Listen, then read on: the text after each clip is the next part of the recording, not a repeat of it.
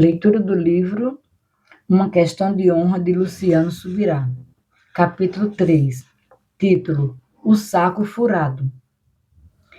Não darei nenhum valor a qualquer coisa que eu tenha ou venha possuir, a não ser que tenha valor para o reino de Cristo. David Livingstone. Quando eu ainda era menino, certa vez saí com uma quantia em dinheiro a pedido de minha mãe para fazer uma compra no supermercado. Guardei o dinheiro no bolso, contando com ele para pagar as compras. No entanto, ao chegar ao caixa, percebi que o dinheiro havia desaparecido. Revirei os bolsos repetidamente, em vão. Foi então que percebi que havia um pequeno furo em um dos cantos do bolso. Como é frustrante contar com recursos e, no momento em que mais se precisa deles, descobrir que já não estão lá.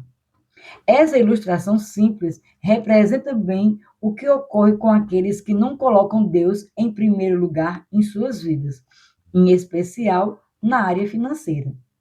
A palavra de Deus revela que uma das principais razões da escassez e da ausência de prosperidade financeira está enraizada no egoísmo e na insensibilidade em relação à casa e ao reino do Senhor. Se, por um lado, a prática da lei das primícias conduz à bênção ao darmos prioridade ao Senhor, por outro lado, colocá-lo em último lugar como algo secundário em nossas prioridades produz o efeito contrário, maldição. Infelizmente, esse tem sido o drama de muitos cristãos em nossos dias. O verdadeiro problema não está na falta de oração por prosperidade, mas na inversão de valores que permeiam a forma como lidam com o dinheiro e os bens materiais. Os dias de Ageu. Nos dias do profeta Ageu, o povo de Israel, recém-saído do cativeiro babilônico, mostrava-se completamente desmotivado quanto à reconstrução do templo do Senhor. Enquanto edificavam suas próprias casas e buscavam conforto pessoal, negligenciavam sua responsabilidade espiritual. O Senhor, então, dirigiu-lhes uma severa repreensão. Assim diz o Senhor dos Exércitos: esse povo diz: ainda não chegou o tempo em que a casa do Senhor deve ser reconstruída. Por isso, a palavra do Senhor veio por meio do profeta Ageu, dizendo: acaso é tempo de vocês morarem em casas luxuosas, enquanto este templo permanece em ruínas? Ageu, capítulo 1, do verso 2 ao 4. Muitos vivem ainda hoje nesse mesmo padrão. Estão inteiramente voltados aos próprios interesses, buscando conforto e estabilidade, mas indiferentes ao serviço ao Senhor e ao seu reino. Trabalham sem descanso por segurança pessoal, mas não se dispõem a investir no que é eterno. Contudo, enquanto seguimos absorvidos por nossas prioridades egoístas, o Senhor espera algo diferente de nós. A palavra profética foi clara: vão até o monte, tragam madeira e reconstruam o templo. Dele me agradarei e serei glorificado, diz o Senhor. Ageu, capítulo 1, verso 8. O Senhor censurou o povo por sua inversão de valores. Revelou que a razão de sua escassez e do desaparecimento de suas provisões estava diretamente ligada à negligência quanto à obra dele. Por que deixaram de priorizá-lo? Foram disciplinados por meio de perdas e frustrações. Tendes semeado muito e recolhido pouco. Comeis, porém não vos fartais. Bebeis, porém não vos saciais. Vestivos, mas ninguém fica quente. E quem recebe salário, recebe para o meter num saco furado. Ageu, capítulo 1, verso 6. Muito trabalho, pouco fruto. Esforço desproporcional aos resultados. Inexplicável insuficiência. Tudo isso descrevia a realidade daquele povo. A imagem do saco furado ou saquetel, em algumas traduções, retrata muito bem perdas financeiras misteriosas. Mesmo aquilo que conseguiram guardar desaparecia como areia escorrendo por entre os dedos. Tristemente, o mesmo ocorre hoje com muitas pessoas. Não se tratava ali de mera crise econômica, mas da ausência das bênçãos de Deus sobre o trabalho e as finanças. É essencial entender que existe uma enorme diferença entre conquistar algo com um simples esforço humano e obtê-lo sob a bênção de Deus. O salmista expressa bem essa verdade. Se o Senhor não edificar a casa, em vão trabalha os que edificam. Se o Senhor não guardar a cidade, em vão vigia a sentinela. Será inútil levantar de madrugada, dormir tarde, comer o pão que conseguiram com tanto esforço, aos seus amados ele o dá enquanto dormem. Salmo 127, verso 1 e 2. Embora o trabalho seja, sim, um meio legítimo de provisão, Deus nunca pretendeu que as pessoas confiassem apenas em sua força e produtividade. O esforço humano produz algum resultado, mas não alcança a plenitude da bênção do Altíssimo. É a mão de Deus que traz a verdadeira prosperidade. Quando princípios espirituais são violados, como no caso do povo nos dias de Ageu, não apenas se perde o acesso à bênção, mas também se atrai o efeito oposto, a maldição. O profeta Malaquias, contemporâneo de Ageu, também advertiu o povo a respeito das consequências dessas transgressões. Será que alguém pode roubar a Deus? Mas vocês estão me roubando e ainda perguntam: em que te roubamos? Nos dízimos e nas ofertas. Com maldição vocês são amaldiçoados, porque estão me roubando, vocês, a nação toda. Malaquias capítulo 3, verso 8 e 9. A maldição não deve ser interpretada como mera retaliação divina, mas como consequência inevitável da violação de princípios espirituais. Assim como a bênção flui de colocarmos Deus em primeiro lugar, a ausência dessa primazia resulta em escassez e frustração. A prosperidade não é fruto só do esforço. O desejo de Deus não é julgar seu povo com maldição, mas abençoá-lo com suas provisões. As promessas nas Escrituras deixam isso muito claro. Trazei o dízimo todo à casa do tesouro, para que haja mantimento na minha casa. E provai-me nisto, diz Jeová dos exércitos, se não vos abrir eu as janelas do céu e não derramar sobre vós uma bênção, até que não haja mais lugar para as recolherdes. Malaquias capítulo 3, verso 10.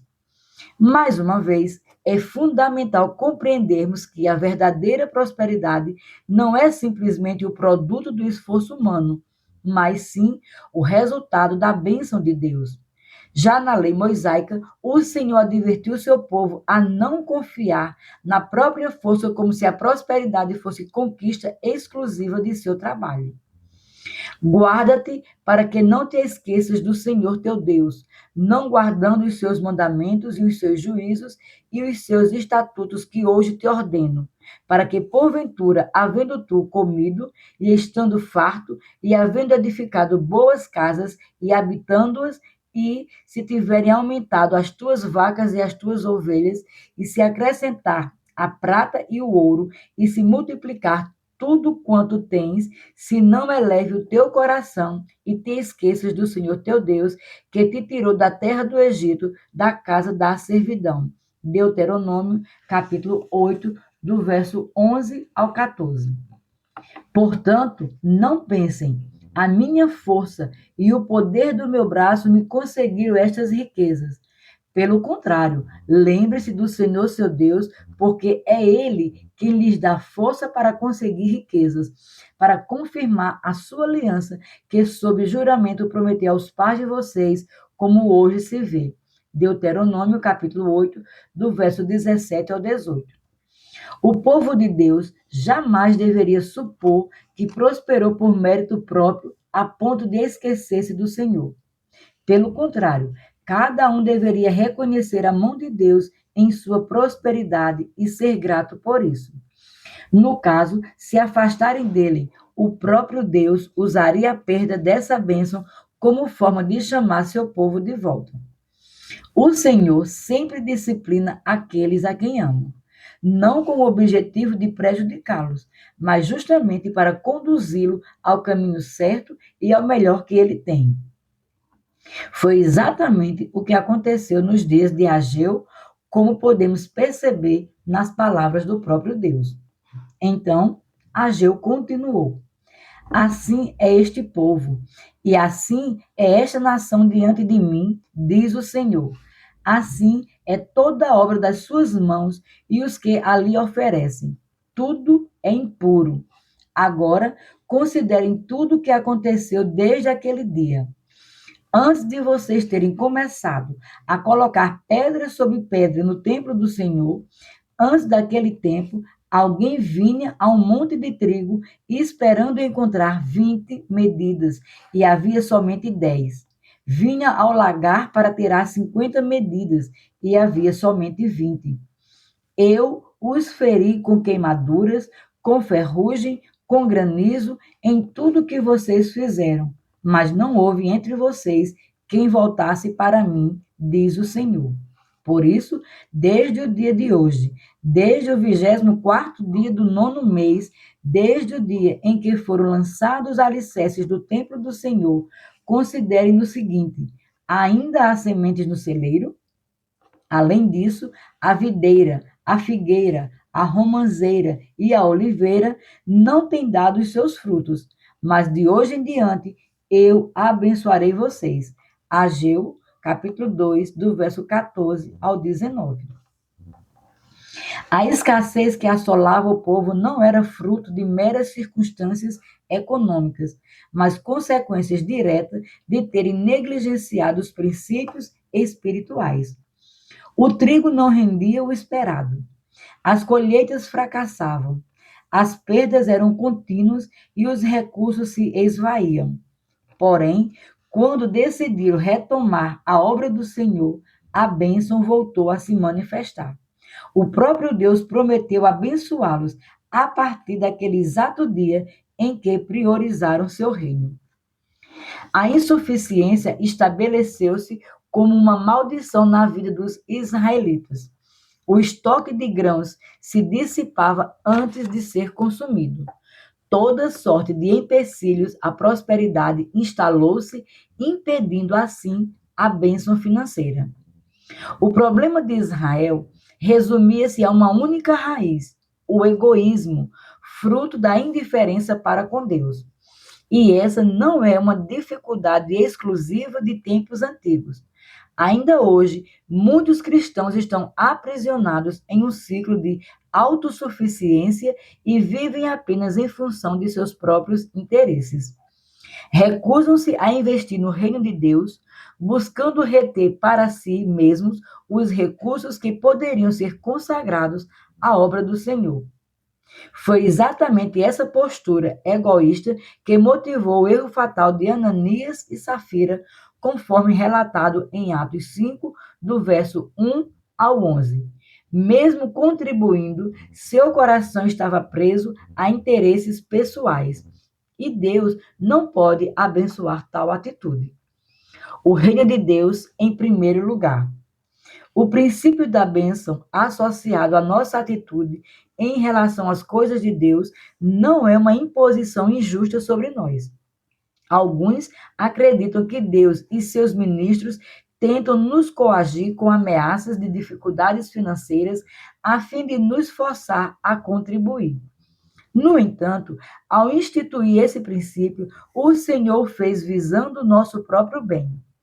Quando ofertamos a Deus, quebramos as cadeias do egoísmo e da avareza, tornando-nos, então, alvos de sua bênção.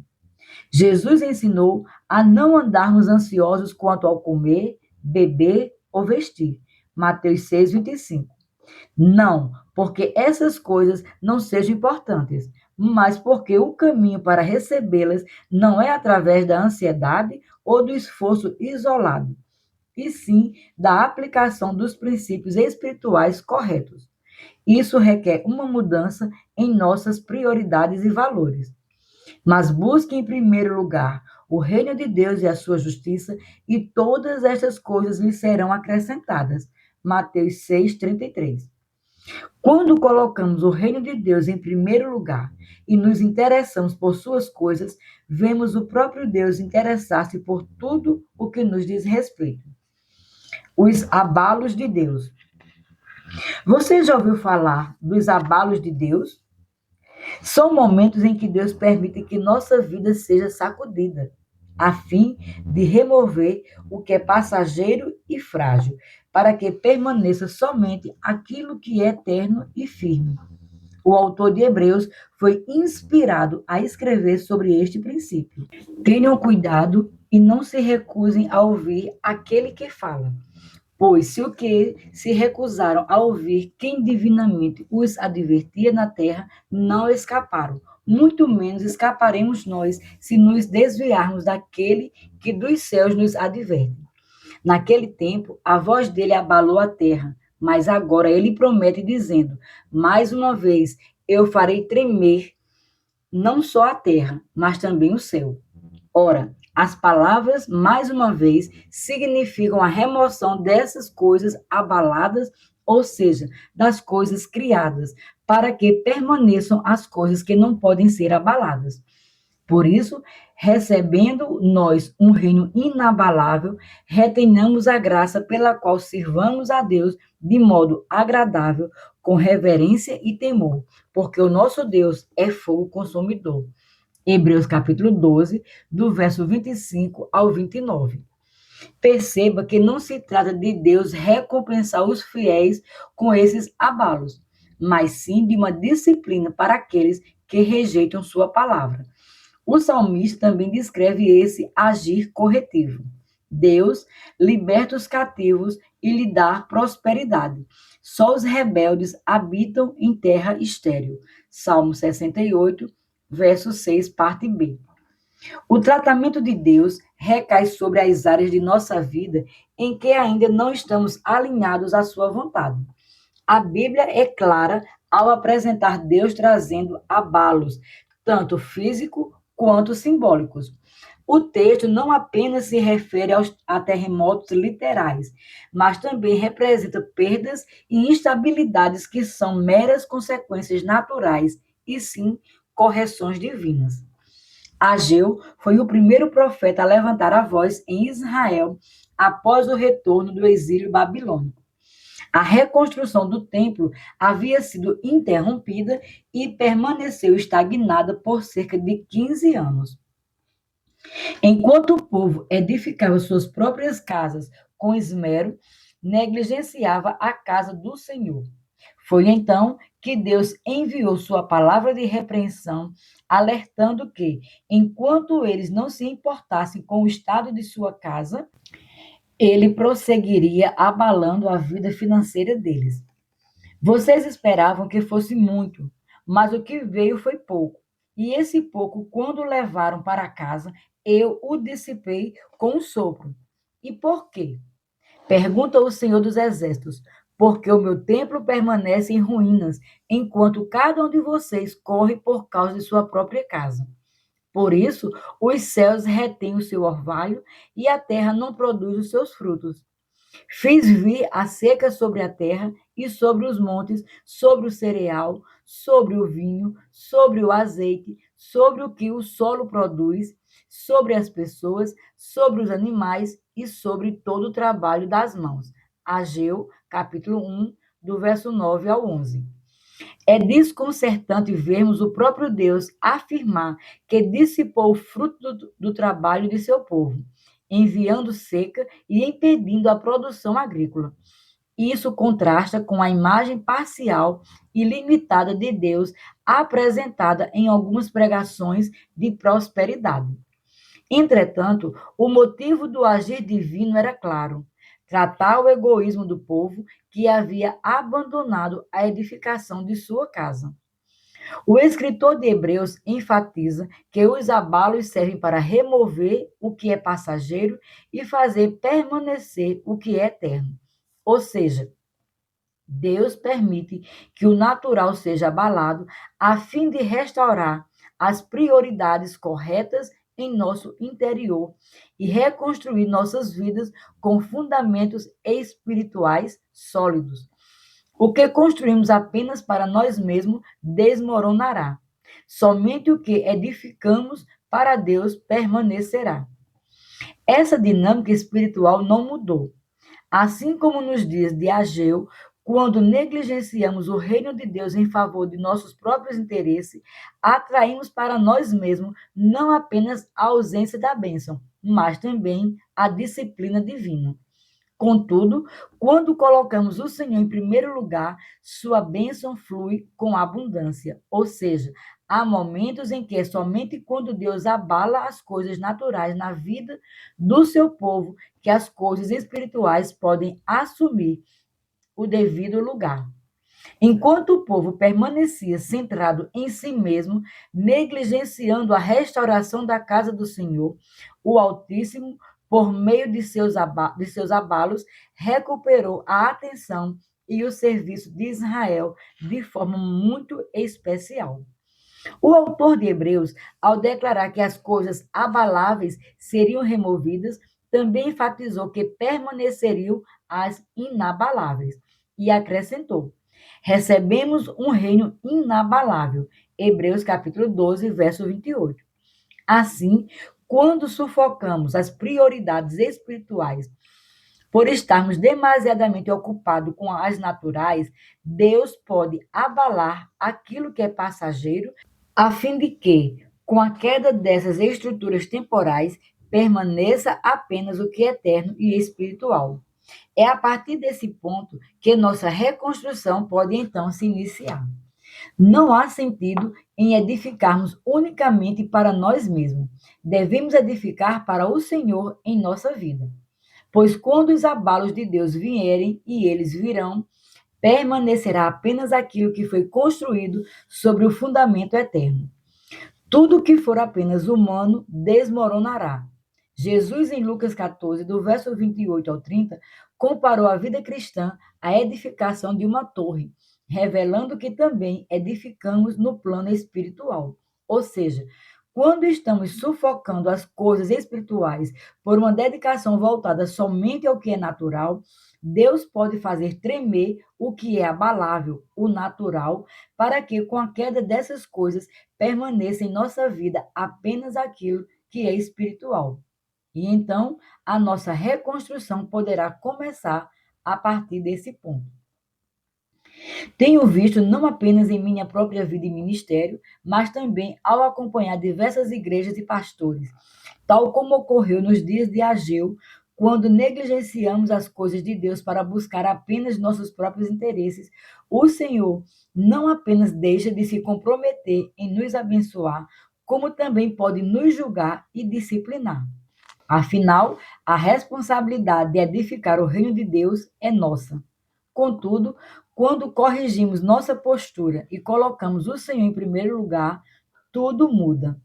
A bênção e a provisão divina passam a fluir de forma milagrosa e abundante. Por que Deus está sacudindo as finanças de seu povo após o exílio babilônico? Porque os israelitas haviam se tornado egoístas e descomprometidos com o reino de Deus. O propósito dos abalos era realinhar o coração do povo, levando-os de volta à edificação da casa do Senhor. Assim que compreenderam essa correção divina e obedeceram, renovados na promessa de que seriam novamente prosperados, dispuseram-se a obedecer com alegria. Deus não desejava destruir o seu povo, mas trazê-los de volta à obediência. Quando o povo entendeu a finalidade dos abalos, fazê-los priorizar a reconstrução da casa do Senhor, dispuseram-se a obedecer, confiantes na promessa de prosperidade que se seguiria, Ageu profetizou. Pois assim diz o Senhor dos Exércitos: Daqui a pouco, mais uma vez, eu farei tremer o céu, a terra, o mar e a terra seca.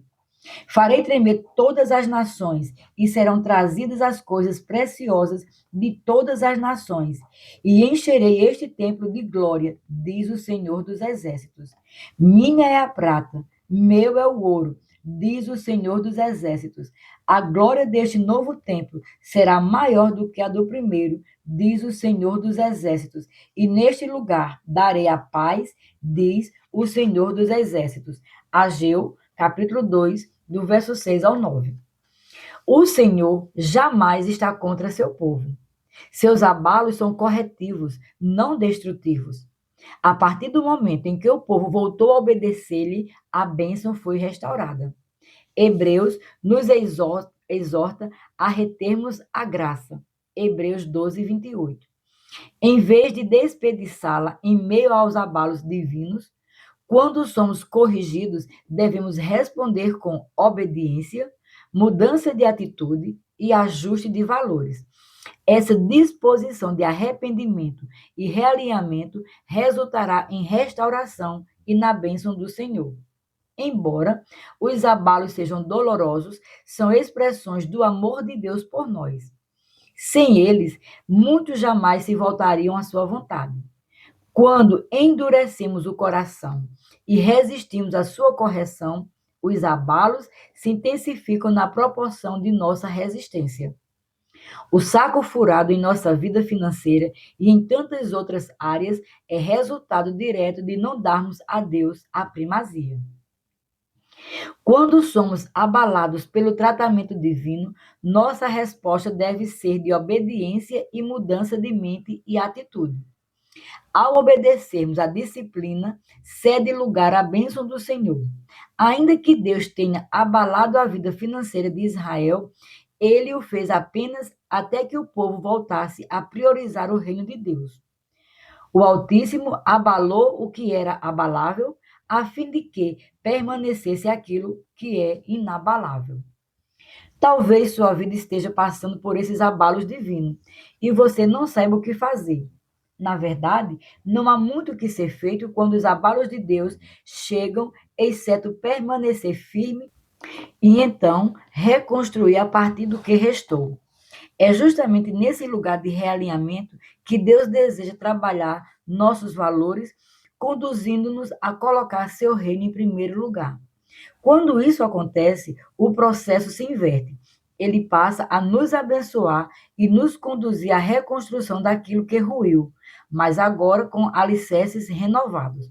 Para muitos é difícil discernir a ação de Deus em meio ao colapso geral de certas áreas da vida.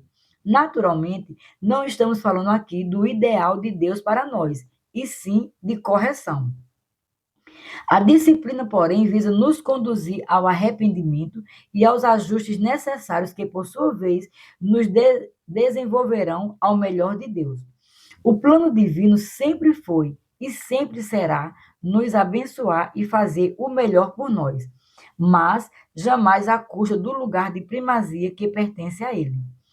Creio que o Pai sempre preferiria não ter de recorrer aos abalos para nos tratar. No entanto, diante da dureza de nossos corações, muitas vezes essa é a forma que ele utiliza para nos conduzir de volta à sua vontade.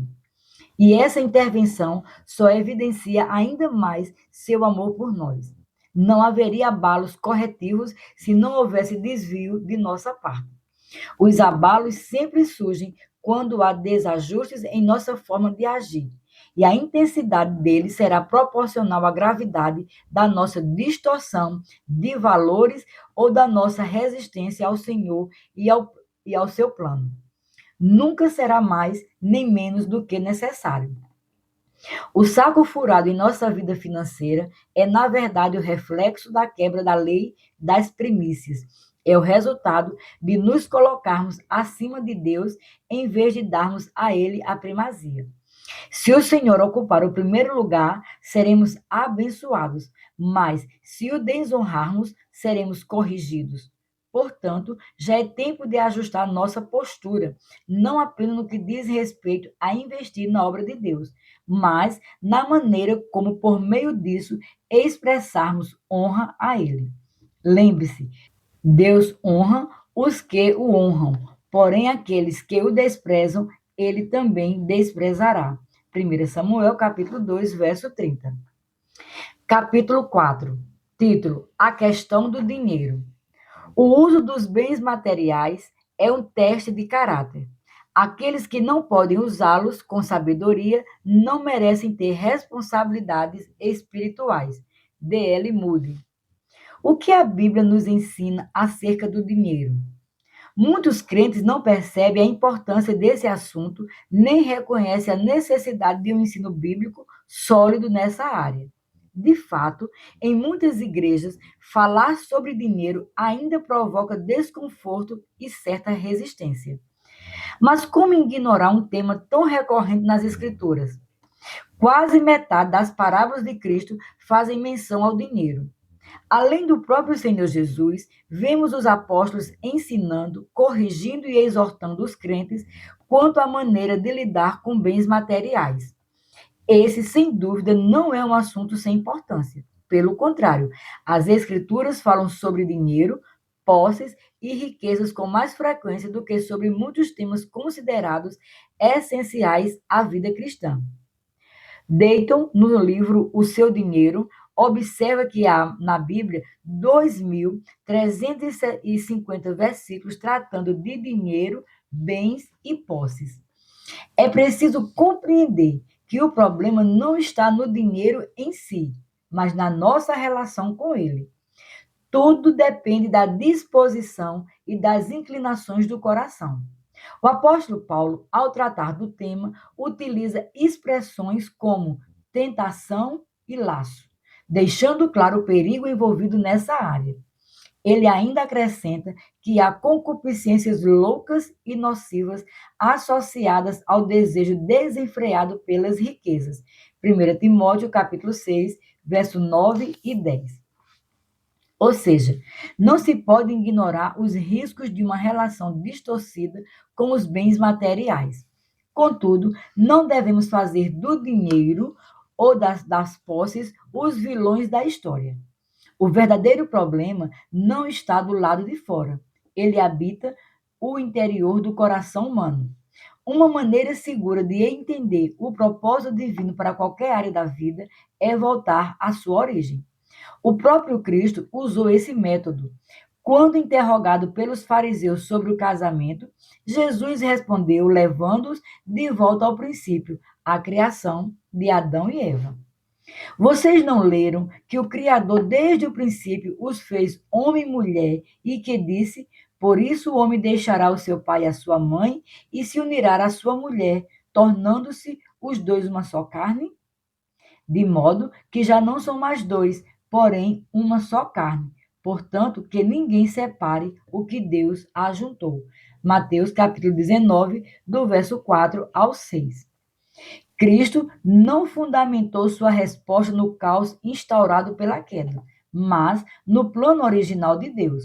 Da mesma forma, para discutir a relação entre o cristão e as coisas materiais, devemos examinar o propósito original de Deus na criação. Nesse sentido, A. W. Tozer, com sua reconhecida lucidez, escreve em A Busca de Deus. Antes de criar o homem sobre a terra, primeiro o Senhor Deus preparou sua chegada, criando um mundo de coisas úteis e agradáveis para seu sustento e deleite. No relato da criação em Gênesis, tudo isso é tratado como coisas. Elas foram feitas para o proveito do homem, mas sempre se pretendeu que ele fosse exteriores e subordinadas a ele. No fundo do coração do homem havia um santuário onde somente Deus era digno de entrar. Em seu interior havia Deus, fora dele, 1000 presentes com que Deus generosamente o fartara. Mas o pecado introduziu complicações e converteu esses mesmos presentes de Deus em fonte potencial de ruína para a alma. O nosso infortúnio começou quando Deus foi expulso de seu santuário central e as coisas receberam permissão para entrar. No íntimo do coração humano, elas assumiram o comando. Agora, os seres humanos, por natureza, não têm paz alguma no coração, pois Deus não está mais entronizado nele. Ali, em penumbra moral, usurpadores obstinados e agressivos lutam entre si pela primazia sobre o trono. Não se trata de simples metáfora, mas de uma análise acurada do nosso verdadeiro problema espiritual. Há no interior do coração humano uma rija raiz de vida decaída, cuja natureza consiste em possuir, sempre possuir. Ela ambiciona coisas com paixão profunda e feroz. Os pronomes meu e minha parecem bastante inocentes quando impressos, mas seu uso constante e universal é significativo. Eles expressam a verdadeira natureza do velho homem adâmico melhor do que 1000 volumes de teologia seriam capazes de dar a conhecer. São sintomas verbais de nossa enfermidade profunda. As raízes do nosso coração se aprofundaram e se transformaram em coisas, e não ousamos arrancar nenhuma radícula a fim de que não a morramos. As coisas se tornaram necessárias para nós, um desdobramento que originariamente jamais se pretendeu. Os presentes de Deus agora ocupam o lugar de Deus e todo o curso da natureza está transtornado por essa substituição monstruosa. O materialismo, portanto, apresenta-se como um concorrente direto do senhorio de Cristo em nosso coração. Embora o dinheiro não seja em si mesmo algo maligno, é evidente que pode assumir um lugar que não lhe pertence. E quando isso acontece, a ruína é inevitável. Por isso, é fundamental detectarmos o verdadeiro inimigo que, repito, não está do lado de fora, mas reside dentro de nós. O dinheiro pode se tornar um ídolo. Paulo mostrou que até mesmo os cristãos estão sujeitos a levantar ídolos em seu coração, ainda que esses não sejam necessariamente figuras esculpidas ou visíveis. Não se trata de estátuas de gesso, metal ou madeira. Trata-se de algo mais sutil e perigoso. Ídolos ocultos, alojados no interior do ser humano. O próprio Deus denunciou essa realidade por meio do profeta Ezequiel. Filho do homem, estes homens levantaram ídolos dentro de seu coração e puseram diante de si o tropeço que os leva a cair em iniquidade. Ezequiel 14, verso 3. Timothy Keller, em seu livro Deuses Falsos, comenta este versículo. O coração humano toma coisas boas, como uma carreira profissional bem-sucedida, o amor, os bens materiais e até a família e os converte em coisas essenciais. Nosso coração as endeusa como o centro de nossa vida, porque conforme pensamos, elas são capazes de nos dar significado e segurança, proteção e realização se as alcançarmos. Em outras palavras, não é preciso haver um ídolo literal fora de nós. Basta que exista um dentro do coração. Estevão, em seu discurso diante do Sinédrio, destacou que os israelitas ainda, durante a peregrinação, em seu coração, voltaram ao Egito. Atos 7:39. Não regressaram fisicamente ao Egito, mas interiormente, sim. Assim também ocorre conosco. O coração pode se desviar, mesmo que externamente estejamos servindo a Deus. A avareza, a ganância e o apego desmedido aos bens materiais são muito bem classificados nas Escrituras como formas de idolatria. O apóstolo Paulo assim o afirma.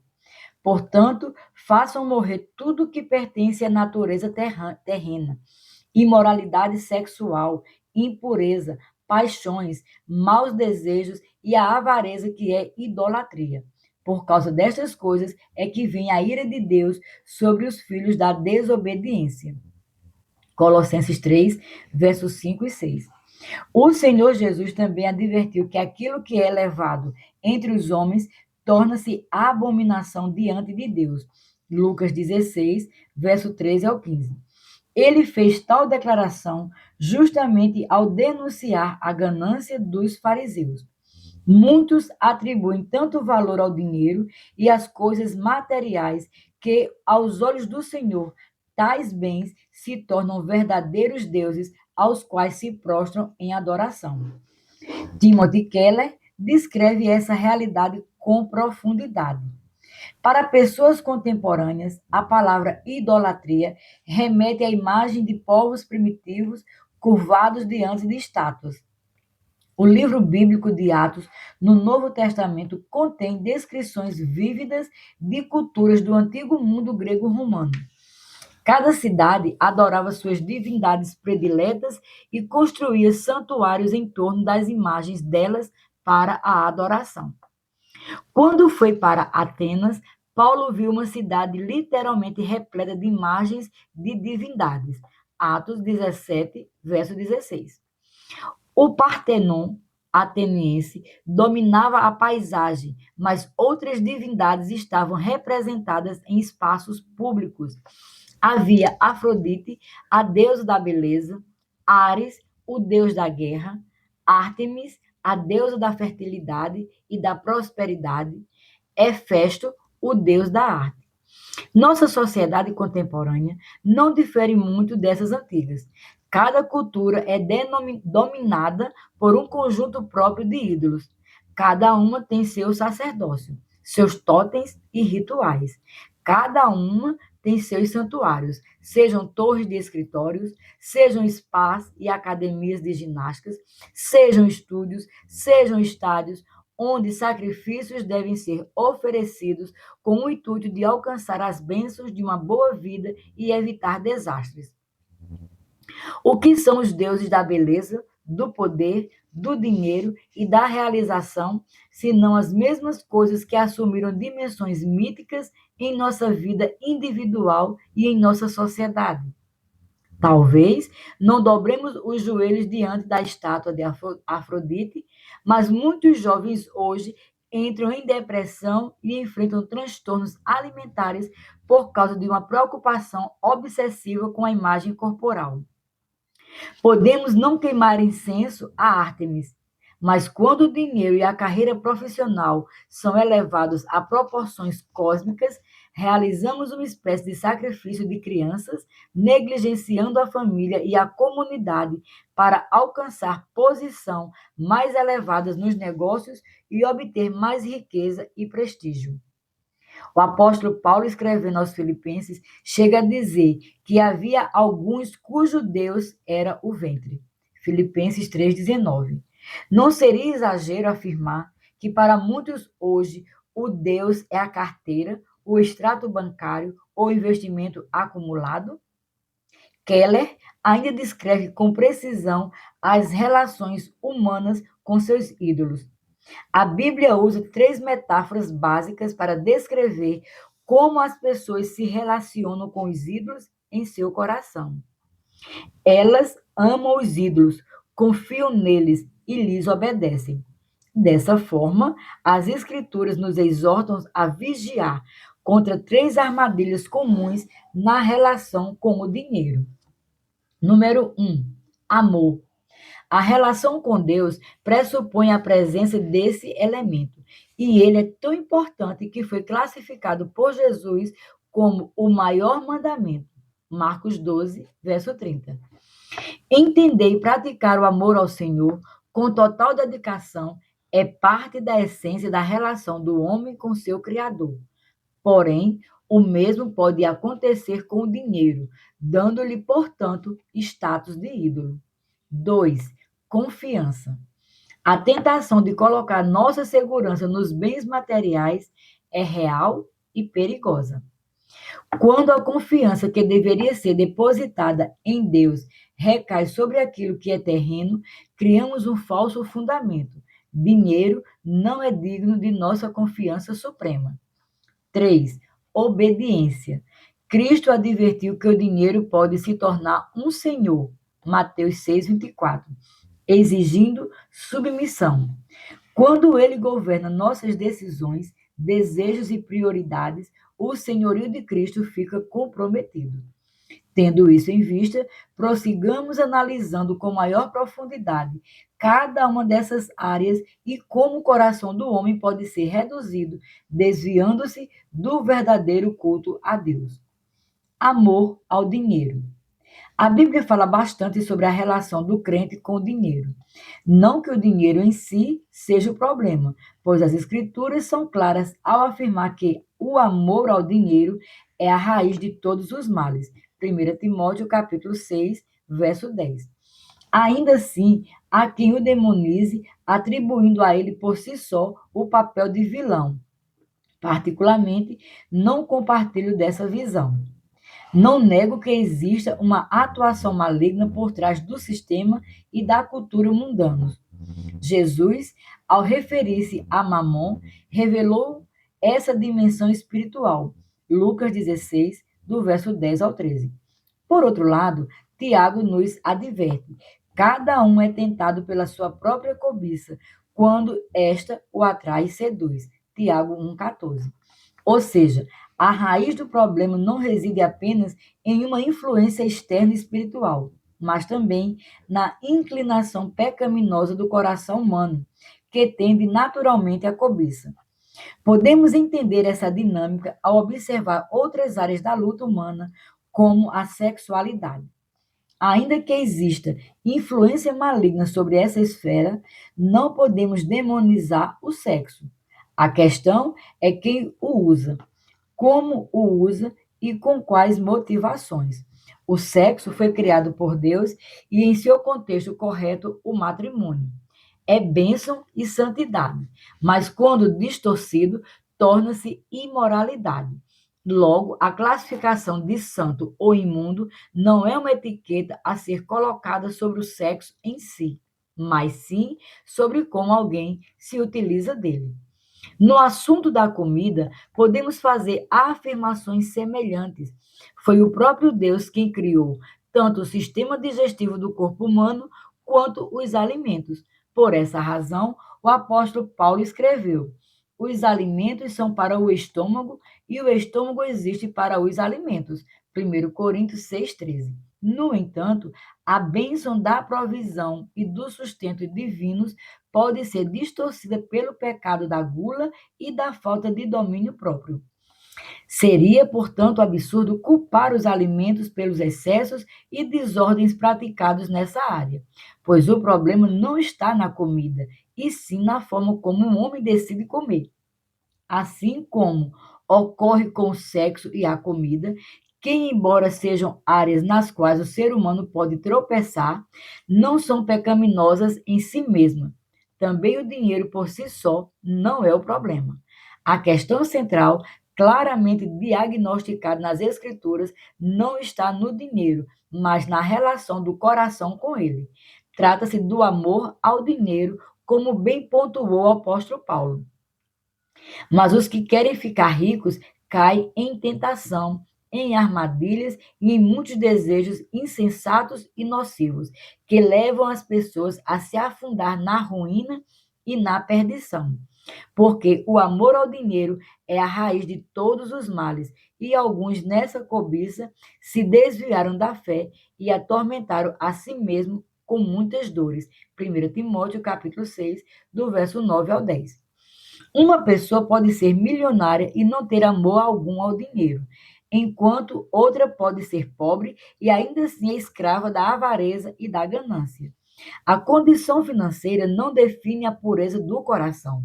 Por isso, Deus, que sonda o íntimo do ser humano, exige honra justamente nessa área tão sensível. Quero insistir nessa afirmação. O erro não está no fato de termos ou não termos dinheiro, e sim como nos comportamos em relação a ele.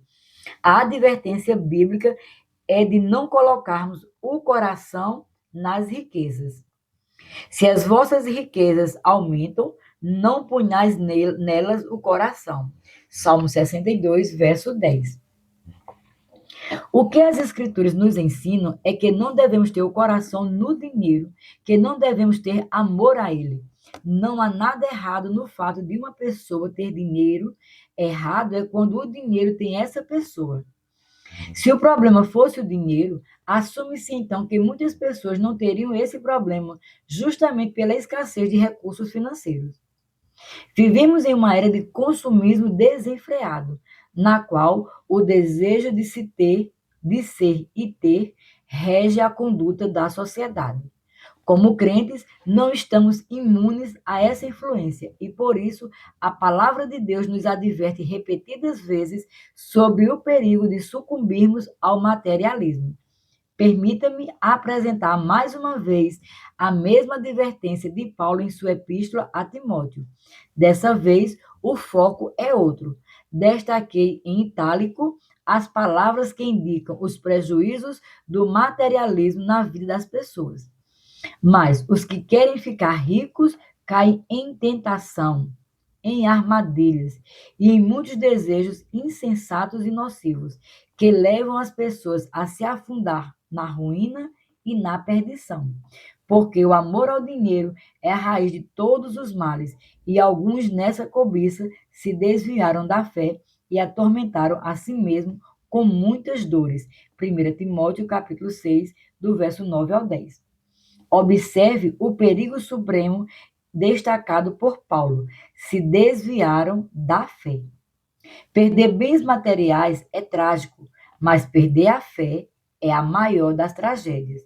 Infelizmente, muitas pessoas planejam sua vida dando pouca ou nenhuma atenção às implicações espirituais de suas escolhas financeiras. Na cultura mundana, a ganância e a cobiça têm falado com bastante força e não é preciso muito para sermos afetados. Basta nos permitirmos ser levados pelo padrão da maioria. A ganância é um veneno insaciável. Quanto mais se obtém, mais se deseja. Já vi essa neurose tomar conta de pessoas que, após adquirirem um bem, logo almejam um maior e melhor. E assim ocorre com bens, carros, casas, roupas, gadgets, eletrodomésticos, uma espiral interminável de desejos e insatisfação. Salomão já havia diagnosticado essa patologia do coração humano. Quem ama o dinheiro jamais se fartará de dinheiro, e quem ama a abundância nunca ficará satisfeito com o que ganha. Também isto é vaidade. Eclesiastes 5:10. A ganância sufoca a ação da palavra em nossa vida e pode, com efeito, extinguir a fé. Como resultado, muitos mergulham em dívidas insustentáveis, perdendo paz, saúde, honra e até mesmo a família e a alma. O verdadeiro perigo não é o dinheiro em si, mas a influência que ele pode exercer governando a vida do indivíduo. É sobre isso que Tozer nos adverte. Não pode existir dúvida de que o apego possessivo às coisas é um dos hábitos mais perniciosos da vida. Pelo fato de ser tão natural, raras vezes as pessoas o reconhecem pelo mal que é. Todavia, suas consequências são trágicas. Tozer. Assim, devemos estar atentos e vigilantes, guardando o coração contra o amor ao dinheiro. Não podemos permitir que aquilo que deveria ser servo torne-se senhor. Onde está sua confiança? Assim como o amor ao dinheiro, a confiança nos recursos materiais revela quando o dinheiro começa a assumir em nossos corações a posição de ídolo e senhor. Por isso, a palavra de Deus é enfática ao nos advertir. Ensine aos ricos deste mundo que não se orgulhe nem confie em seu dinheiro, que é incerto. Sua confiança deve estar em Deus, que provê ricamente tudo de que necessitamos para nossa satisfação. 1 Timóteo, capítulo 6, verso 17, na versão NVT. O apóstolo Paulo orienta os ricos a não depositarem sua confiança na instabilidade das riquezas, mas sim em Deus, o único provedor fiel e constante. Não é errado planejar e fazer provisões. Aliás, o próprio Deus inspirou José no Egito a estocar suprimentos durante o tempo das vacas gordas, para enfrentar os anos de vacas magras.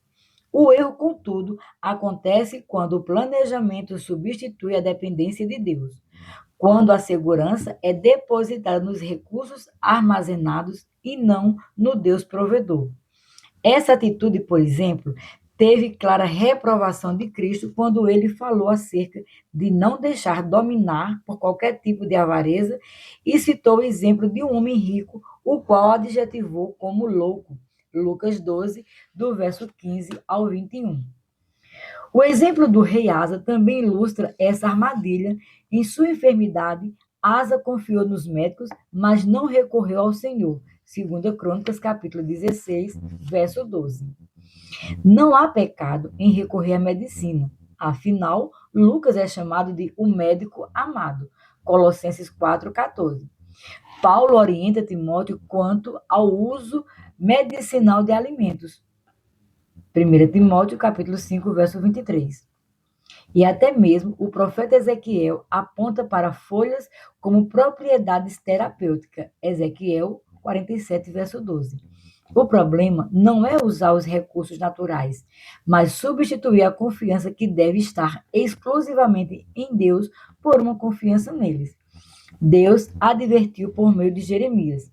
Assim diz o Senhor: maldito aquele que confia no ser humano, que faz da carne mortal o seu braço, e cujo coração se desvia do Senhor. Jeremias 17, 5.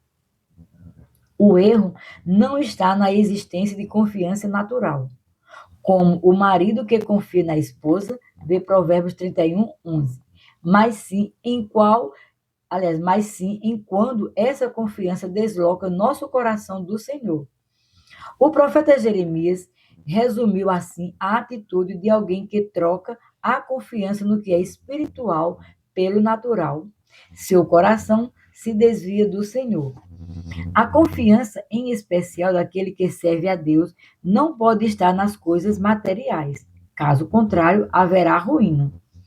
Quem confia nas suas riquezas cairá, mas os justos reverdecerão como as folhagens. Provérbios 11, 28. O oposto também é verdadeiro. Podemos confiar em Deus a despeito das pessoas ou circunstâncias. Em Deus, cuja palavra eu exalto. Neste Deus ponho a minha confiança e nada temerei. Quem me pode fazer um mortal? Portanto, nossa confiança deve estar sempre firmada no Senhor, nunca em recursos materiais, investimentos ou sistemas econômicos, quebrando o senhorio do dinheiro. Como já abordamos anteriormente, a forma errada de nos relacionarmos com o dinheiro disputa dentro de nós o lugar que pertence de forma exclusiva a Deus.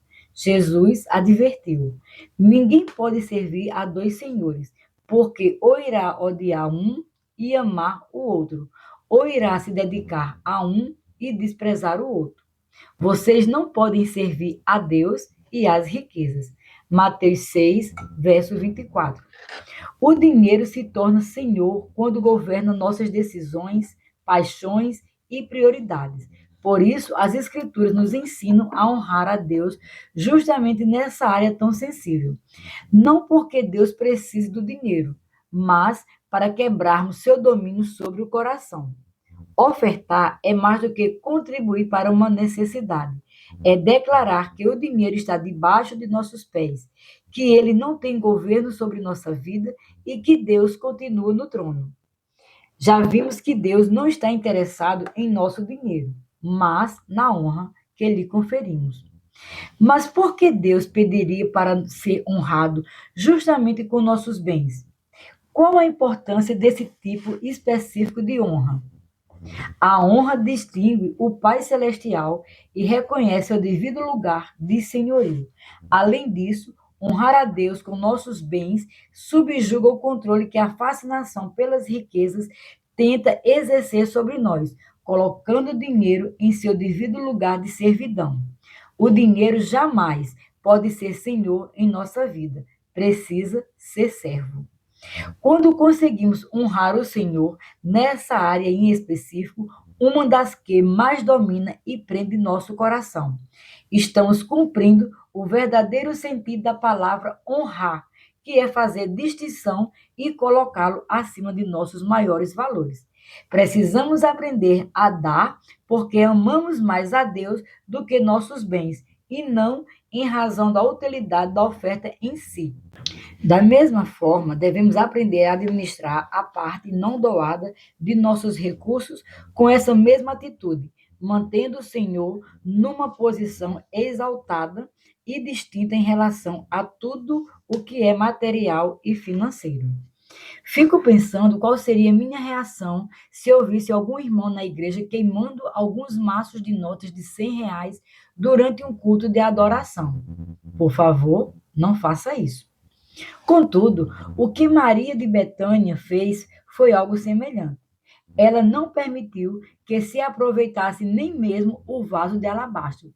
Não acredito que devemos cultivar uma atitude de desperdício, mas o fato é que precisamos aprender a dar, independentemente de haver ou não proveito prático para o dinheiro dado. Ofertar como único objetivo de afirmar a Deus que Ele está muito acima da posição que o dinheiro ocupa em nossa vida, já seria a motivação suficiente para contribuirmos. Contudo, além de honrá-lo, o Senhor ainda permite que os recursos materiais sejam empregados no avanço de seu reino e resultem em bênçãos para aquele que dá. Sem dúvida, precisamos mudar nossa mentalidade a respeito desse assunto e assumir a ótica de Deus em relação às nossas ofertas. Essa postura de coração será profundamente abençoadora. Gosto da figura encontrada em uma das formas de entrega das ofertas em Atos dos Apóstolos. As Escrituras afirmam que os irmãos não mais deixavam suas ofertas num gasofilácio como antes se fazia no templo, mas agora as depositava aos pés dos apóstolos. Não havia nenhum necessitado entre eles, porque possuíam terras ou casas. Vendendo-as, traziam os valores correspondentes e os depositava aos pés dos apóstolos. Então, se distribuía a cada um conforme a sua necessidade. Então José, a quem os apóstolos chamavam de Barnabé, que quer dizer filho da consolação, um levita natural de Chipre, vendeu um campo que possuía, trouxe o dinheiro e o depositou aos pés dos apóstolos. Atos 4, do verso 34 ao 37. Entretanto, certo homem chamado Ananias, com sua mulher Safira, vendeu uma propriedade, mas reteve uma parte do dinheiro. E Safira estava ciente disso. Levando o restante, depositou aos pés dos apóstolos. Atos 5, do verso 1 ao 2. Ao fazer essa observação, não estou sugerindo que tenhamos de mudar o lugar ou a forma como entregamos as contribuições em nossas igrejas, mas quero chamar a atenção para um detalhe importante, justamente na área financeira, que já demonstrei ser algo tão delicado. Eles pareciam declarar com esse ato que o dinheiro não era senhor, mas servo, que estava sujeito a eles debaixo de seus pés. É dessa visão que precisamos ser tomados. Durante muito tempo, referi-me à declaração de João em Apocalipse de que a rua da cidade era de ouro. Apocalipse 21, verso 21. Como uma referência à riqueza e à glória do céu. Hoje, já não penso assim. Entendo que a mensagem é outra, muito diferente da que eu supunha. Creio que o significado a ser considerado é que na Nova Jerusalém, o ouro, aquilo que tanto controlava a vida dos homens aqui na terra, pelo qual as pessoas até matam umas às outras, só terá uma única finalidade: ser pisado. Ou seja, ruas de ouro não fala de ostentação na cidade santa, mas sim que o material deve estar debaixo de nossos pés, sem ocupar qualquer posição de valor ou importância. Com essa mentalidade, o dinheiro não governará a nossa vida. Pelo contrário, será governado por nós, assim como os atrativos que ele tenta trazer ao nosso coração. O dinheiro pode ser senhor ou servo em nossa vida. E isso dependerá exclusivamente do coração de cada um de nós. A palavra de Deus pode ser sufocada. Uma outra peculiaridade sobre o dinheiro e os danos espirituais que ele pode causar é revelada na parábola do semeador. Jesus descreveu a semente da palavra de Deus caindo em 4 tipos de solos, sendo um deles o solo espinhoso. Outra parte caiu entre os espinhos e os espinhos cresceram e a sufocaram. Mateus 13:7. No início, os espinhos não parecem ser uma ameaça à semente. O problema surge com o tempo, à medida que não são removidos. Conforme crescem, acabam por sufocar a planta, impedindo seu pleno desenvolvimento. Jesus mesmo interpretou essa figura. O que foi semeado entre os espinhos é o que ouve a palavra, porém as preocupações deste mundo e as fascinações das riquezas sufocam a palavra e ela fica infrutífera. Mateus 13:22. Assim como o diabo tentou Jesus, oferecendo os reinos e a glória deste mundo, Mateus 4, do verso 8 ao 10, ele também investe nessa área contra nós, sabendo quão nocivos podem ser o dinheiro e as riquezas quando passam a governar o coração. Porém, da mesma forma gloriosa que Cristo venceu o maligno, rejeitando suas propostas, assim também devemos fugir dos atrativos das riquezas. Pois quando essas são propostas pelo inimigo de nossa alma, nunca são para nosso benefício. São laços preparados pelo inimigo com astúcia para sufocar o potencial da palavra em nossa vida, anulando sua eficácia e nos tornando espiritualmente infrutíferos. O dinheiro também pode servir ao reino de Deus. Apesar de todos os perigos que temos visto, o dinheiro, quando colocado em seu devido lugar, pode ser poderoso instrumento de bênção, servindo ao avanço do reino de Deus. O segredo está na forma como nos relacionamos com ele. Ou o dinheiro é nosso servo, ou será nosso senhor. O próprio ministério de Jesus foi sustentado financeiramente por pessoas que se colocaram de forma voluntária, seus bens a serviço do reino. Aconteceu depois disso que Jesus andava de cidade em cidade e de aldeia em aldeia, pregando e anunciando o evangelho do reino de Deus. Iam com ele os 12 discípulos e também algumas mulheres que haviam sido curadas de espíritos malignos e de enfermidades. Maria, chamada Madalena, da qual saíram 7 demônios, Joana, mulher de Cusa, procurador de Herodes, Susana e muitas outras, as quais, com os seus bens, ajudavam Jesus e seus discípulos. Lucas 8, do verso 1 ao 3. O mesmo padrão se repetiu no ministério dos apóstolos. Embora muitas ofertas fossem espontâneas, houve momentos em que apelos mais contundentes foram feitos, dado a necessidade da obra. O autor de Hebreus elogiou a liberalidade dos crentes, mesmo diante de perdas significativas. Porque vocês não apenas se compadeceram dos encarcerados, mas também aceitaram com alegria a expoliação dos seus bens, porque sabiam que tinham um patrimônio superior e durável. Hebreus capítulo 10, verso 34. O dicionário Aurélio define o verbo expoliar da seguinte maneira: privar de alguma coisa ilegitimamente por fraude ou violência, roubar, despojar, esbulhar. De acordo com Strong, a palavra utilizada nos originais gregos é arpegé e significa o ato de saquear, roubo, saque, despojo. O termo empregado denota um nível de desprendimento a que chegaram. Não foram forçados ou violentados, mas entregaram de bem grado, cientes de uma herança celestial superior. Vale destacar que esses irmãos hebreus aceitaram com alegria o espólio de seus bens. Eles não foram enganados nem forçados. Concordaram com isso e não se arrependeram de sua decisão. Não estou com isso fazendo apologia a práticas abusivas e manipulatórias, infelizmente não tão incomuns em nossos dias, nas quais líderes impõem valores e pressionam os fiéis com coerção emocional ou espiritual. Não.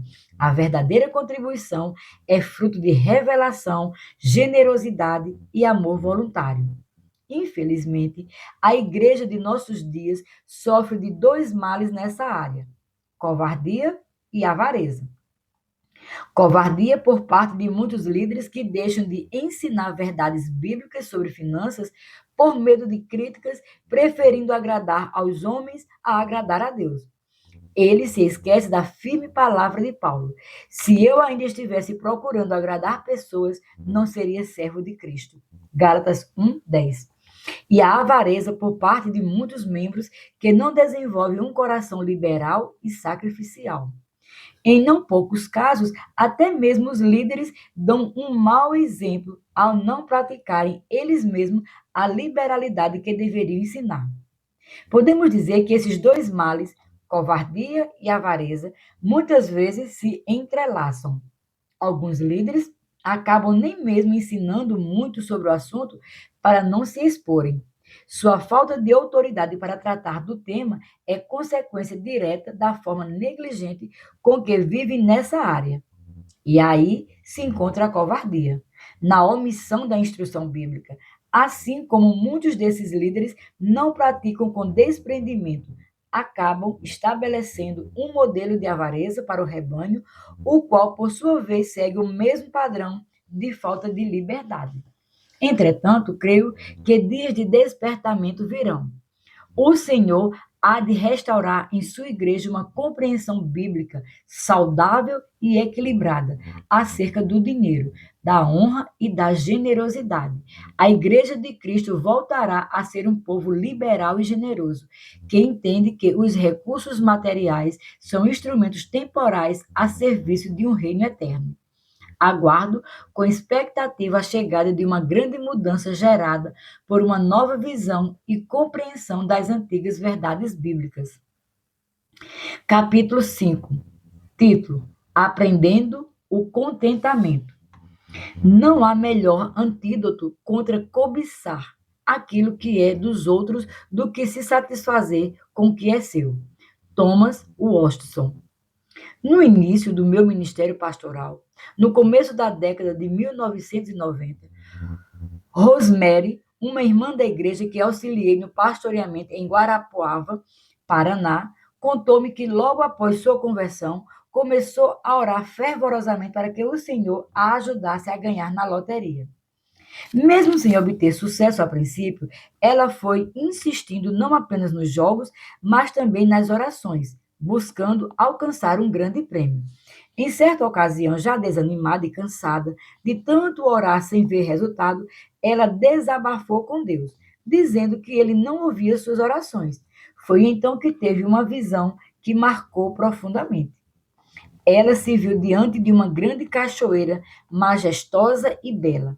Observou o Senhor Jesus na parte inferior, onde as águas caíam, e viu quando ele começou a escalar as pedras daquela cachoeira. Ao vê-lo alcançar o topo sem entender, perguntou: Jesus, por que o Senhor escalou as pedras? Num piscar de olhos, o Senhor poderia estar aí em cima. O Senhor é Deus. Por que subir? Então ele a olhou com um semblante amoroso e paciente e respondeu: subir com o próprio esforço é mais gratificante. Experimente. Após essas palavras, a visão cessou e ela entendeu em seu espírito que Deus lhe falava a respeito da questão de jogar na loteria. Gostaria de trazer uma palavra de advertência sobre os jogos de azar. Não há bênção nesse tipo de dinheiro. A grande maioria dos ganhadores da loteria perdem o dinheiro em questão de meses ou poucos anos. E não creio que isso ocorra apenas por não estarem preparados para administrá-lo, mas também porque Deus não abençoa esse tipo de ganho. Nos dias de hoje, as pessoas se lançam desesperadamente aos jogos para tentarem a sorte. Mas o cristão reconhece que é melhor andar devagar e construir a vida com o suor do seu rosto e com aquilo que Deus lhe concede. Muitos sacrificam o que não têm para jogar. Milhões fazem a sua fezinha na loteria, que enriquecerá uma única pessoa, ou talvez algumas poucas, enquanto continua decepcionando a muitos. Não há uma proibição bíblica clara e direta quanto aos jogos, mas a ética, os valores transmitidos pela palavra de Deus em seu conjunto e a consciência do que é uma boa mordomia deve nos afastar dessa prática. O problema de muitos de nós é nos permitir ser dominados pela ambição de possuir mais. Precisamos de contentamento em nossa vida. Essa é uma virtude essencial na vida do cristão genuíno. O contentamento se aprende. Uma das verdades que as escrituras sagradas mais ensinam no que tange às coisas materiais é que devemos viver com contentamento. Nosso coração não deve ser aprisionado pela ganância, mas sustentado pelo contentamento. Conservem-se livres do amor ao dinheiro e contentem-se com o que vocês têm, porque Deus mesmo disse: nunca os deixarei, nunca os abandonarei. Hebreus 13, verso 5, na versão NVI. É interessante a relação que o versículo estabelece entre contentar-nos com o que temos e a promessa de que Deus jamais nos deixará. Qual a ligação entre uma coisa e outra? Entendo que o Senhor está dizendo: vocês já possuem o que é mais importante, a minha presença. Sua alegria não deve se fundamentar em suas posses.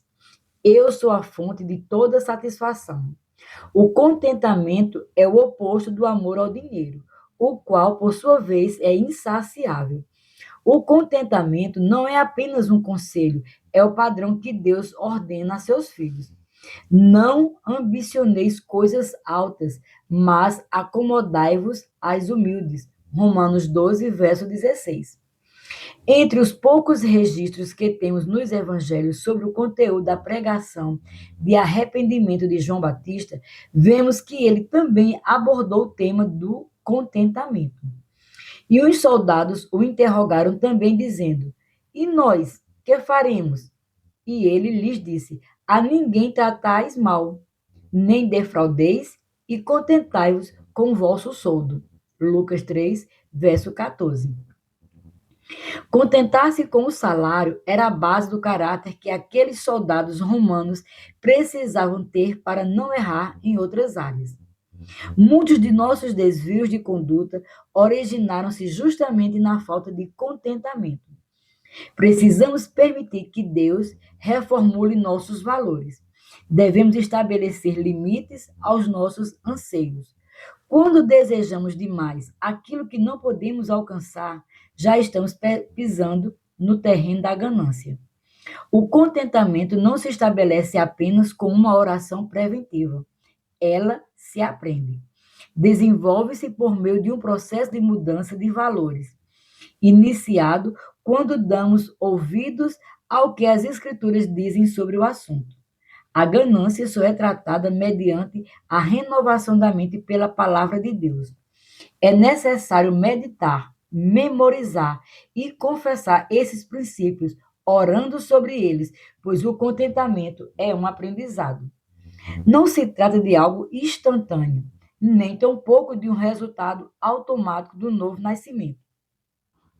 Ao escrever aos Filipenses, o apóstolo Paulo falou sobre a importância do contentamento e declarou que o aprendeu.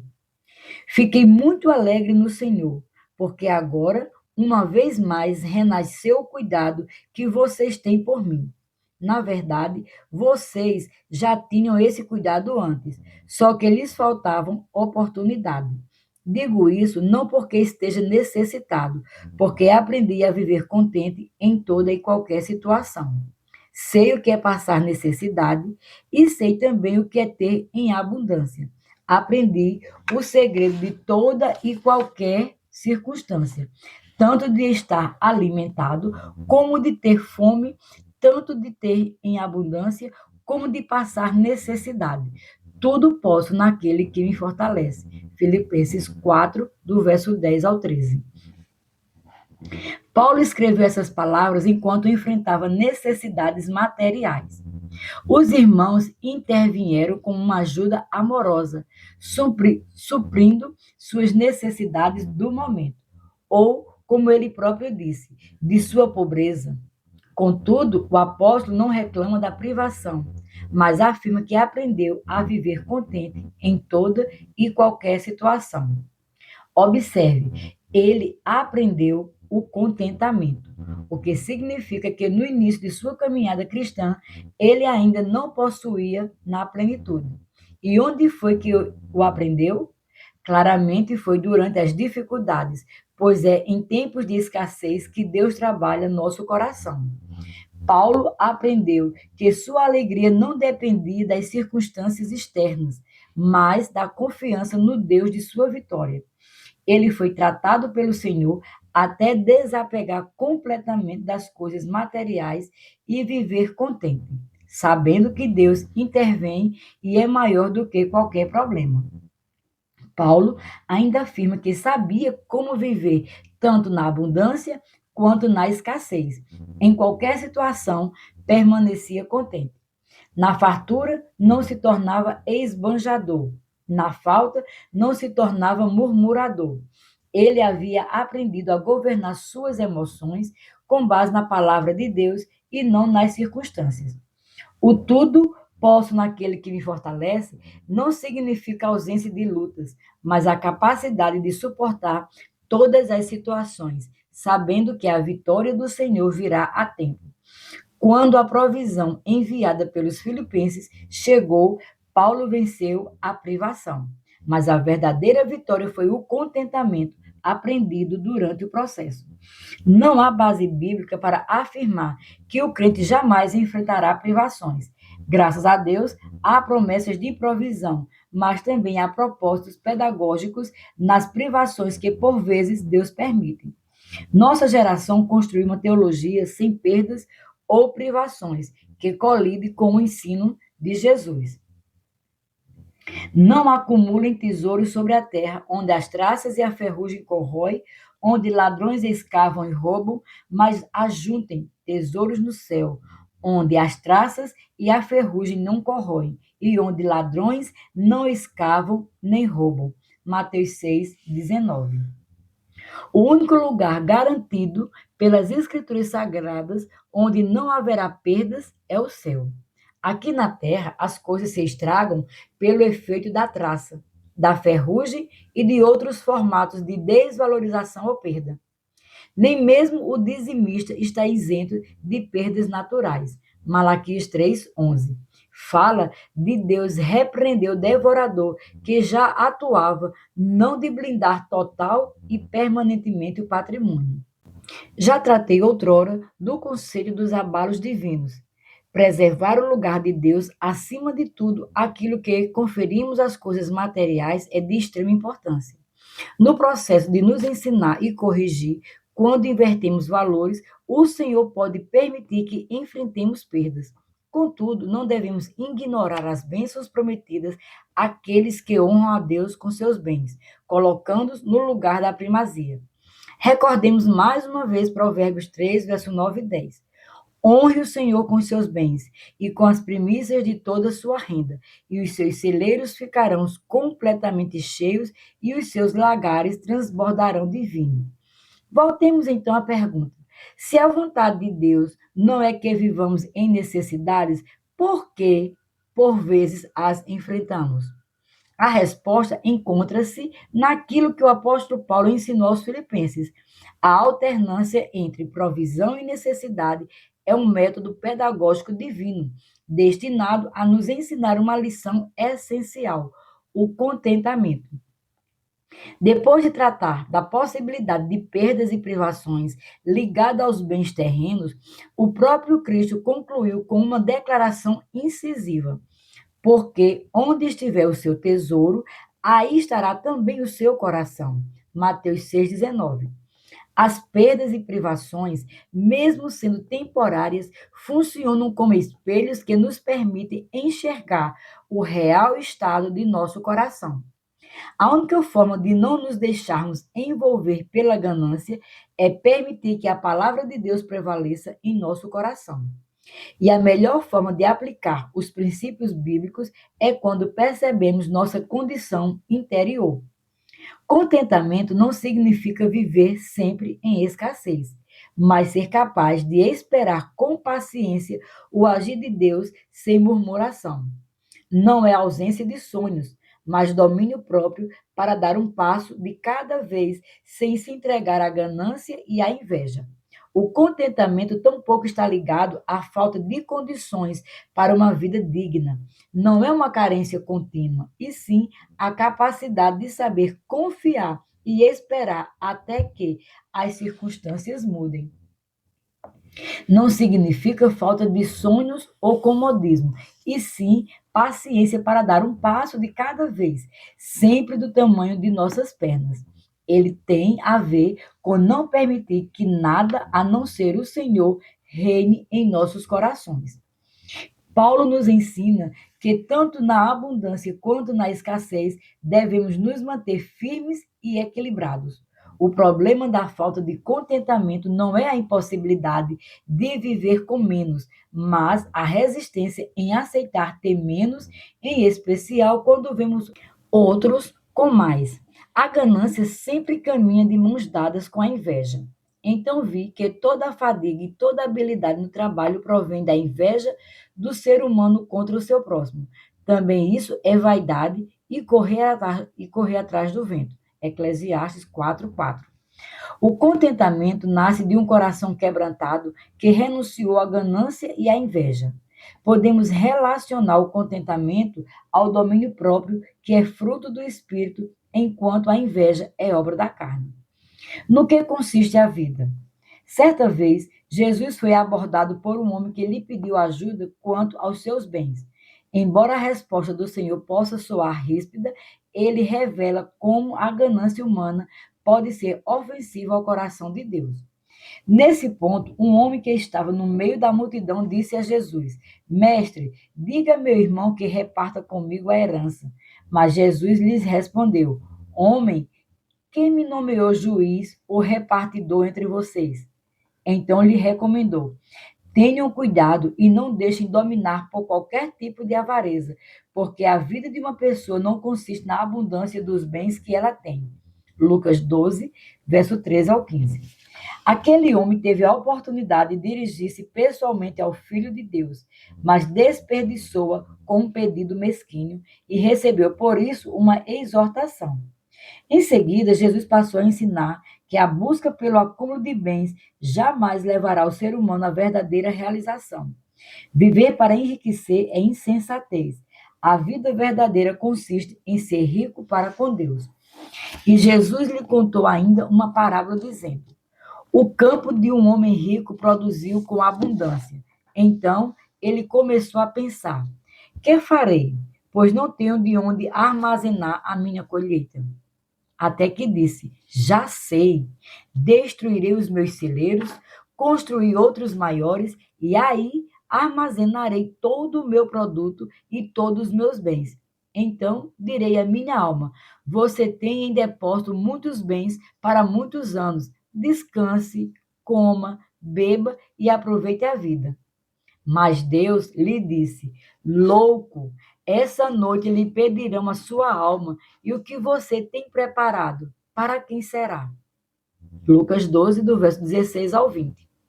Após mostrar aquilo em que não consiste a vida do homem, o Senhor declarou em que ela realmente consiste.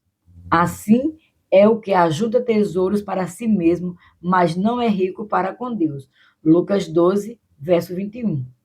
Ser rico para com Deus, esse deve ser o alvo de cada um de nós. Não podemos permitir que a cobiça e o materialismo nos afaste desse propósito supremo. Vejamos outras declarações das Escrituras. Porque em tudo vocês foram enriquecidos nele, em toda a palavra e em todo o conhecimento, de maneira que não lhes falta nenhum dom, enquanto aguardam a revelação de nosso Senhor Jesus Cristo. 1 Coríntios, capítulo 1, versos 5 e 7. Os crentes de Corinto foram enriquecidos nas coisas espirituais. Note que o ensino bíblico não condena a riqueza material em si, mas a ganância. Ter bens não é pecado, desde que o coração não esteja preso a eles. Salmo 62, 10. No entanto, antes de qualquer anseio por riquezas terrenas, deve haver o desejo de enriquecermos espiritualmente. Quando Jesus falou para as igrejas da Ásia, chamou uma igreja pobre de rica, Apocalipse 2:9, e uma igreja rica de pobre, Apocalipse 3:17, porque as medidas do reino não são as deste mundo. A riqueza espiritual deve vir em primeiro lugar. Se o Senhor nos conceder também a prosperidade material, louvado seja Ele. Mas, se tivermos de escolher entre uma e outra, não hesitemos, sejamos ricos para com Deus. O diabo estimula a ganância não para nos enriquecer, mas para nos empobrecer espiritualmente, afastando-nos de Deus. O contentamento é nossa proteção. Valores. Existem valores muito mais elevados do que o dinheiro e os bens materiais. Melhor é o pouco havendo o temor do Senhor, do que um grande tesouro onde há inquietação. Melhor é um prato de legumes onde há amor do que um boi inteiro acompanhado de ódio. Provérbios 15, do verso 16 ao 17. A Bíblia exalta valores espirituais, como o temor do Senhor, e emocionais, como o amor, colocando-os acima de qualquer riqueza. Em certa viagem ao interior de Goiás, deparei com um outdoor que trazia uma frase instigante. Tem gente que é tão pobre, mas tão pobre que tudo que possui é dinheiro. Um convite à reflexão para quem despreza os verdadeiros valores da vida. A Bíblia não condena a riqueza. Deus pode e quer fazer-nos prosperar. Contudo, há uma ordem correta a ser seguida. João desejou que Gaio prosperasse, assim como é próspera a tua alma. 3 João 1:2.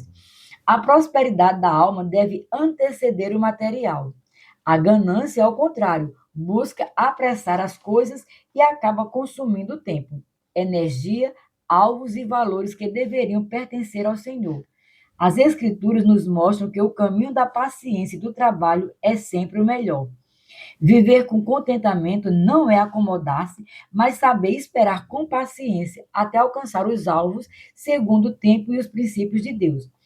A riqueza obtida com facilidade, essa diminui, mas quem a junta pelo trabalho, esse a vê aumentar. Provérbios 13:11.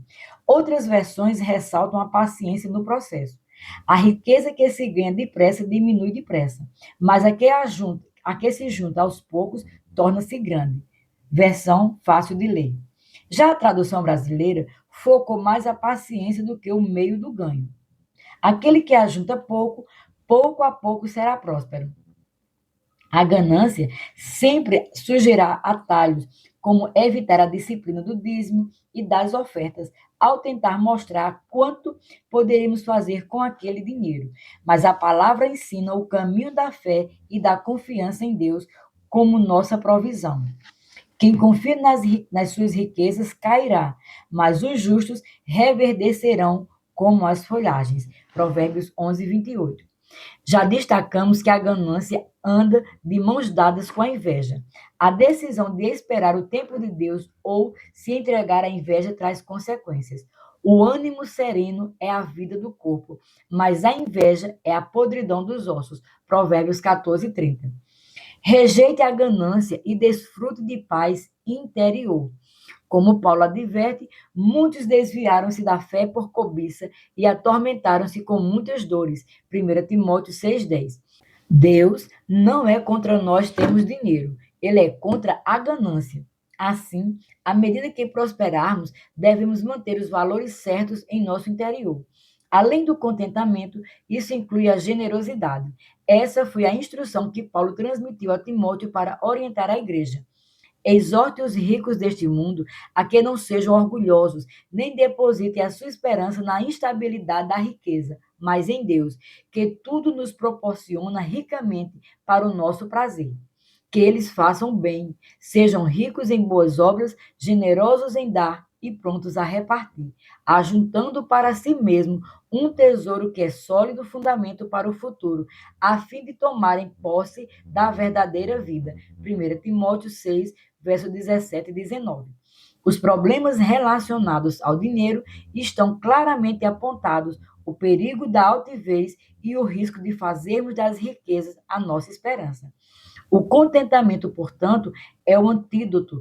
Ele não apenas nos protege desses males, mas nos impulsiona à generosidade, levando-nos a semear na vida de outros com bondade e desprendimento. Até o próximo capítulo, que será o 6.